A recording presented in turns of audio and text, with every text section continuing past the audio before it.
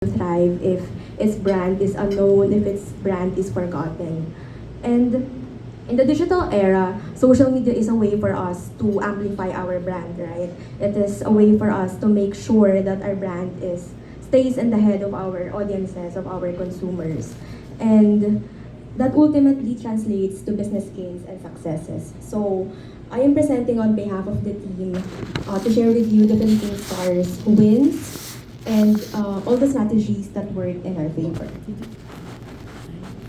So as we all know, the Philippine Star is present on almost all platforms. We have Facebook, Twitter, Instagram, and TikTok. But I believe that it is on Facebook where we really achieved ultimate success. And how do we measure success on Facebook? So when we measure success on Facebook, we look at three key metrics. First is follower growth, and then followed by interaction rate, and then viewership. Personally, I believe that viewership is the most important measure of success right now because we have entered the social video era wherein majority of our audiences spend their time online watching videos, and it's imperative for us to really work on a visual strategy that will drive us monetary success. But first, let's zero in on follower growth. So for 2023, as you can see, it's worth noting that the Philippine Star and GMA News are the only news accounts, top news accounts in the Philippines that generated more than 1 million additional followers. And it's a good thing that our account or our growth is comparable to the growth of one of the biggest news outlets in the Philippines. And as you can see also, we even surpassed the growth of ABS-CBN News and News 5. And when compared to our print counterparts, Inquirer.net and Manila Bulletin, our growth is 4 to 5 times higher. We also posted, as you can see in the last column, we also posted the highest growth rate among top news pages. And the highlight of this slide is the Philippine Star overtook Inquirer on Facebook in March 2023. So, just to give everyone some context, the Inquirer.net had always been ahead of us on Facebook, right? But it's not because they have better content strategy than us, but because they implemented boosting on their account. And while we don't have really concrete evidence on this is based on our qualitative observation because during the time of 2017 to 2018, we've noticed that Inquirer really had phenomenal growth on their account to the point that they even surpassed the growth rate of GMA News, ABS-CBN, and Kapuso Mo Jessica Soho. And Kapuso Mo Jessica Soho was really popular during that period. So when we investigated their account, there was nothing much going on. And like if you compare the engagement rate of Star versus Inquirer, at that time, we even posted higher engagement rate than them. So it doesn't really make sense for them to generate such phenomenal growth, but through boosting. So for the Philippine Star naman, we never really boosted our account to gain followers, or we never really paid to gain additional followers on our page. So it's extra sweeter for us that we finally overtook them last year, and the gap continuously grows as the months pass by. Now let's move on to interaction rate. The Philippine Star also posted the highest interaction rate among all top news accounts in the Philippines. So just to give everyone a better understanding of this, I've listed here the 5 most popular posts on Facebook. So this is based on total interactions. So total interactions means the sum of the likes, haha, shares, love, and comments and shares on the post. So at number 5 is a post from KMJS. This is a love story of Filipino mukbang vlogger Ronnie Suwan, also known as Boy Tapang, and his film girlfriend LJ Satterfield, also known as Girl Tapang. This particular post garnered 1.56 million interactions.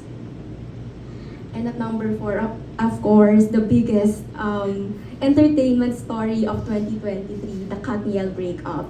This particular post on Catherine's Instagram actually got a lot of engagement on her personal Instagram account, to the point that this propelled her to become the most followed celebrity on the platform. So ABS-CBN broke the news and they got 1.82 million total interactions. And then the third most popular post on Facebook is this one from Bandera. The Libre rider proudly showcases his daughter's achievement.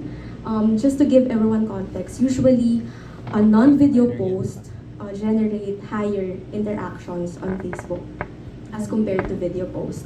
That's why it is surprising that the content on the second spot is actually a video from the Philippine Star. So this is about a jeepney driver who accidentally scratched the van of two sisters, but instead of them getting angry at him, they even provided him monetary support because, as it turned out, he's sick. So this particular post generated 1.96 million interactions. And not only that, we also are on top of the list. This one is another video from the Philippine Star. So a good Samaritan keeps the spirit of paying it forward alive through Parking Boy in Bulacan. So this is the only post on Facebook that breached the 3 million mark in terms of total interactions. So just to summarize, the common themes of viral posts on Facebook revolved around heartwarming or feel-good content, good Samaritan, celebrity and relationships, and controversies. So now let's go to viewership. So as I mentioned, viewership is the most important metric of success, diba, on Facebook. So as you can see here, I'm happy to report that while GMA News and News 5 hit the 1 billion mark in terms of total video views on Facebook, the Philippine Star still posted the highest average views per video. So that means even though we have the lowest number of uploads, of course we have to acknowledge the fact that these RTV networks, they have a lot of content to redistribute to their social media pages. But so even though we have the lowest number of uploads, our total video views still made up for it. And just to give everyone a better understanding of the data, a Philippine Star Facebook video is being watched 1.8 times more than GMA News, 3.1 times more than News 5, 3.5 times more than ABS-CBN News, 5.4 times more than Inquirers, 5.6 times more than CNN Philippines, and 9.5 times more than Rapplers. So, long and short of it, the strategy really is to focus on quality over quantity, and that's something we want to do more down the line for 2024. And to give everyone an overview of our top videos in 2023, these are our top 3 videos that generated the highest number of views on Facebook. So as you can see, all of this are original content based on UGCs that we interviewed, narrated, and packaged into a social video. We also produced several special reports, and all of them reached the 1 million mark. And they generated high retention rate among our audiences. We also have upcoming special reports, one of which is about the Philippine Forest Dog, which is being endorsed to become the official dog breed in the Philippines. And the other one is about the facsimile copy of Noli Me Tangere, which generated a lot of traction online. Now, here's the cherry on top. I mentioned earlier that viewership translates to monetization. So when we started getting serious about monetization in 2021, we generated a total of $34,000 or around 1.95 million. And then, in the following year, it already tripled. So this was during the national elections. We had a lot of content. Back then, we had a lot of videos and our audiences were very engaged. So we were able to generate a total of 110,000 US dollars or around 6.2 million pesos. And then last year, even with the absence of a national elections, we were still able to sustain our monetization at $102,000 or 5.8 million pesos. Just to give everyone an idea of our top earning videos in 2023, again, two of which are based on UGC content that we interviewed, narrated, and packaged into a social video on the platform. And then the other one was shot and interviewed on ground. Now for TikTok, we sit at the number 4 spot with 1.2 million followers and 44.5 million likes. And I just like to share some of the key insights that we learned on TikTok. So number 1 is soft news takes the lead on this platform. As we all know, the Philippine Star is known for its hard news content in print, right? But on social, it's a different story. We are known for touching on topics that are often overlooked by traditional media, such as, let's say, an iconic moment from Mele Cantiveros and Opa visiting the country. So we make sure that all of these pop culture moments have a space on our FYP. And then next, the need to produce content that evokes emotions. So the top videos in the past year actually circled around the common themes of entrepreneurial success, heartwarming or sometimes heartbreaking pet stories, and even captivating sunset and moon photos.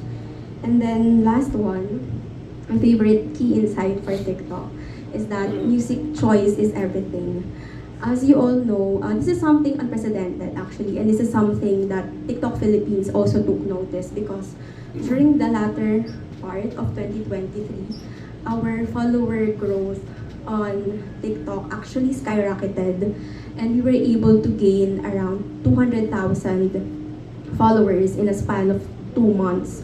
So, as you all know, we love to post moon photos, sunset photos on TikTok.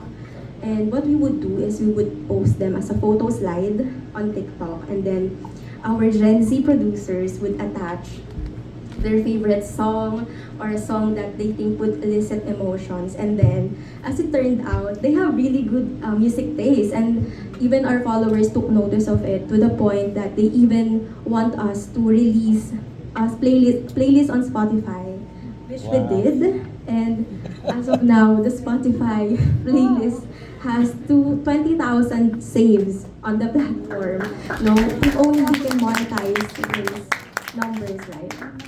So, so this only shows how a good music choice can elevate the impact of our content and resonate more with our audience. So this is the last part of my presentation. I just want to give everyone a quick overview of our plans for YouTube this year. So we are now developing several series for YouTube. For we have Unwrapped, which is a explainer type of video series. We also have Chika on Point, which is entertainment centric. And as of now, one of our video producers or one of our social media producers is collaborating with our print reporters to produce an explainer about the legalization of gender-based identities in the country. So this is the pilot lineup for now. So based on the result of this lineup, we will do more down the line. So that's it.